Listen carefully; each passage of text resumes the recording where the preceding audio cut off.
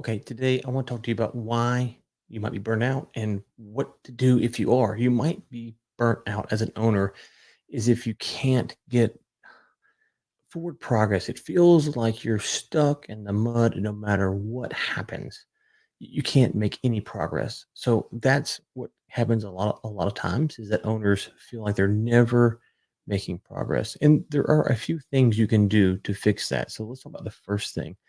And that's just setting clear boundaries, right? So if you're never off work, you're always going to be on work, which means that you can never take just that deep breath. So the first thing is to set clear boundaries. Now, there are times when there's fires that you have to work till 6, 7, 8, 9, 10 o'clock at night or on the weekends.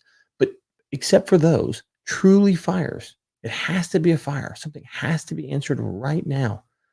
Put the phone away. Put it on do not disturb. Don't take that phone call. Don't respond to that email. Let your brain just take a deep, deep breath and go, man, I am thankful that I don't have to think about answering this for a few hours. That's the first thing. So make sure that you're doing that. And again, there are fires that will require your attention, but most things aren't actually fires. Second thing, talk to people who aren't in your business sphere. You need to have friends. There's this whole thing about your peer groups and your friends and your network. Okay, great. You need to have peers who can understand, or colleagues or associates, whatever you want to call them, who can understand what you're going through from a business standpoint. But you also need to have people who have nothing to do with SMB ownership. They're just out there living their lives. They're having a great time.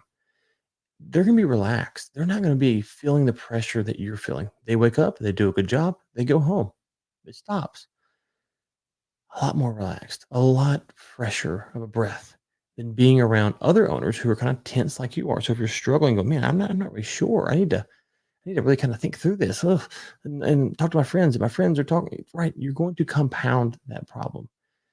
The next thing you need to do is to stay organized. And oftentimes, what happens is that you're not prioritizing your task properly. And so you have these big, huge tasks that take forever to get done. And you don't realize that you did 14 things today. And man, that is progress. So it might be 100 to get that done, but you knocked out 14 today. So if you're talking about being organized, take your task, put them into small steps and knock them off one after one after one after one. And then you will feel like you're making progress, which ties into the next point. Set realistic goals. Don't say, I'm going to make $100 million this year. You're probably not, unless you're some Fortune 500 CEO or whatever. I don't know. Probably not. Set a realistic goal, a goal that you can actually accomplish. And then we're again reverse engineer the steps to get there so you can track your progress. You have to go back and look at where you came from to know where you're going to go. Think about a football team. If they want to make the playoffs, they know after every week where they're at in position and they understand what they have to do to hit that goal. And for some teams, it becomes a goal they can't hit. For other teams, it's like, okay, all we have to do is win 3 games, right? You have to have a goal that you know that you can hit it and how you can get there.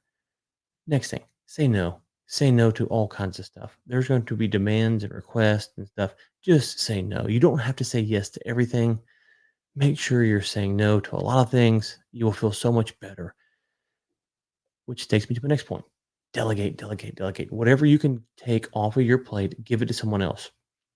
A lot of owners go, man, I don't have time for all this, or only I can do this. The reality is, right now, if you can't afford to hire someone, full time, there are tasks that you do that any person in the world can do.